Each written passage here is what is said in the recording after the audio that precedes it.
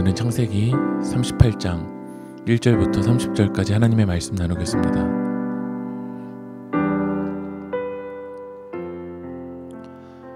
창세기 38장은 이 야곱의 아들 이 유다의 행적과 그 집안의 불행한 사건을 볼 수 있습니다.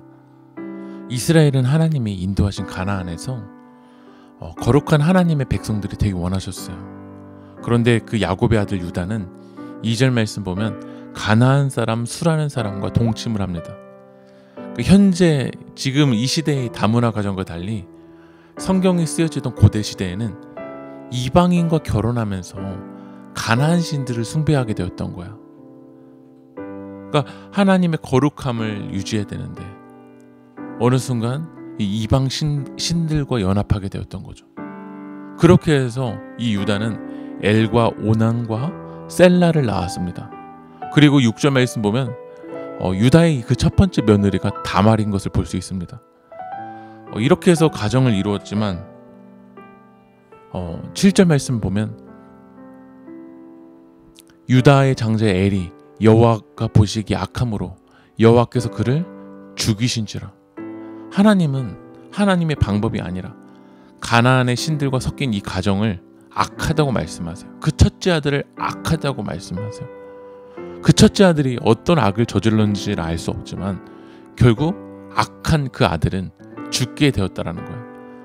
여러분, 하나님을 떠나 있는 악한 모습은 결국 무너집니다. 하나님을 떠나 있는 이 죄의 모습은 살 수가 없다라는 거예요. 여러분, 하나님이 우리를 세상 속으로 부르셨어요. 그러나 그 세상에서 거짓된 우상과 섞이라고 세상으로 부르신 게 아니에요. 세상에서 복음을 전하도록 세상을 부르셨어요.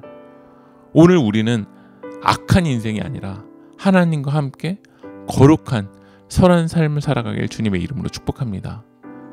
엘이 죽자 고대 시대에는 이 동생이 형의 계보를 이을 수 있게 하는 제도가 있었습니다. 그러나 동생 오난이 어차피 이 며느리 다말, 이 형수와 관계를 맺어도 자신의 아들이 될 수 없다고 생각했던 거예요. 그래서 형수에게 씨를 주지 않습니다. 그 모습을 또 성경은 뭐라고 하냐면 10절 말씀에 여호와가 보시기 악함으로 여호와께서도 그를 죽이시니. 첫째 아들도 악한 모습, 둘째 아들에게도 악한 모습이 있었던 거야. 여러분, 아버지 유다의 입장에서 첫째 아들도 죽고 둘째 아들도 죽으니까 셋째 막내 이 마지막 셀라 아들까지 죽으면 이제 그 가문이 끝나게 되는 거야. 하지만 셋째 아들 셀라를 다말에게 주어야지만 아버지 유다는 셋째 아들까지 죽게 될 것이 두려워서 며느리 다말을 친정으로 돌려보내요. 그리고 이렇게 이야기합니다. 셀라가 아직은 어리니까 장성한 뒤 부르겠다고 이야기하는 거야. 하지만 유다는 이 며느리 다말을 속였던 거야. 자신의 이 마지막 남은 아들까지도 죽을 것이 두려웠던 거죠. 가나안에서 만든 이 가정은 속이는 가정이 되어버렸어요. 한 번 속였더니 이게 또 속이는 것을 낳게 됩니다. 얼마 후 유다가 딥나로 가게 됩니다. 근데 그 딥나는 며느리 다말이 있던 곳이었어요. 다말은 이 창녀로 변장을 해서 시아버지 유다와 관계를 맺습니다. 그리고 임신하게 돼요. 이 시아버지 유다가 집으로 돌아와 있는데 며느리가 임신했다는 소식을 듣게 되는 거야. 그래서 시아버지 유다가 화가 나서 뭐라고 이야기하냐면 불살러 버리겠다고 이야기를 해요. 하지만 며느리 다말이 변장해서 시아버지와 관계를 맺을 때 담보물을 얻어놓았어요. 그게 뭐냐면 도장, 끈, 지팡이에요. 시아버지가 자신을 죽이려고 할 때 이 담보물을 시아버지에게 보여줍니다. 그러니까 그 임신한 아들은 누구의 아들이었냐면 시아버지 유다의 아들이었던 거야.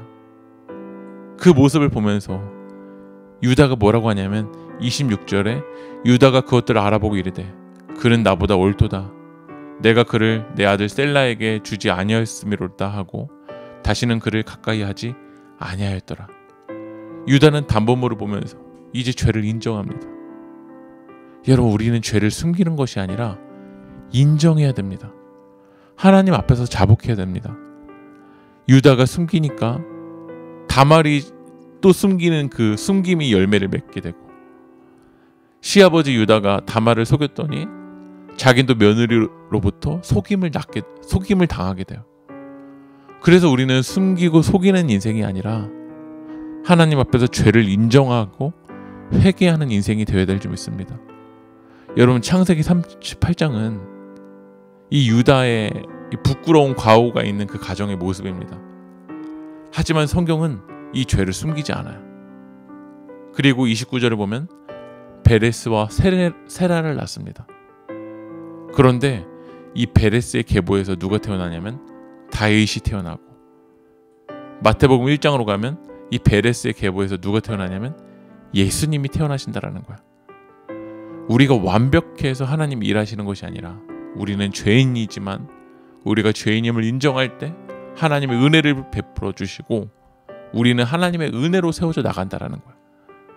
그래서 오늘 이 시간 우리가 완벽한 척하지 마십시오. 완벽한 척하기 위해서 우리의 죄를 숨기고 속이지 마십시오. 우리의 연약한 죄를 하나님 앞에 인정하십시오. 그리고 주님의 은혜를 사모하십시오.